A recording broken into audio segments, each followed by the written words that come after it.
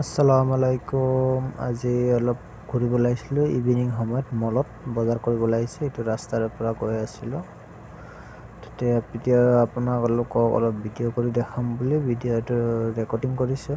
ইমান খাছ কৰিব পৰা নাই কাৰণ বহুত ৰেষ্ট্ৰিক্ট আছে অন ৰোড, সেইটোৰ কাৰণে আৰু বহুত ট্ৰাফিকো থাকে। সেইটোৰ কাৰণে যিমান দি পাৰিছোঁ কৰিছোঁ। নেশ্যনেল হাইৱেটো দেখাওঁ বুলি।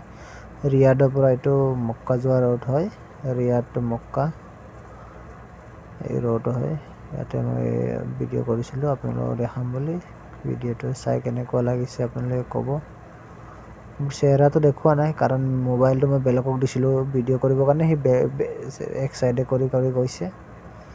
ফ্ৰণ্ট চাইডত কৰা নাই, ফ্ৰণ্ট চাইডত কেমেৰা থাকে বুলি। এইটো মছজিদ হয়, এটা খুবেই ডাঙৰ মছজিদ। বেলি ডুবিবলৈ হৈছে আৰু এতিয়া বৰ্তমান আহি পালোঁ আৰু আমাৰ ইয়াতে মলত। এতিয়া মলৰ পৰা বজাৰ মাৰ্কেটিং কৰি কিনে আকৌ ৰিটাৰ্ণ হ'ম ঘৰলৈ। বেছি দূৰ নহয়, প্ৰায় 10 কিলোমিটাৰ আছে।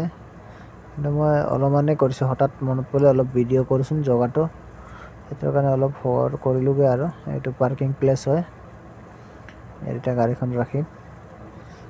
ক'ত লগাওঁ, ইয়াতে ভৰাই দিওঁ হৈ যাব। Thank U.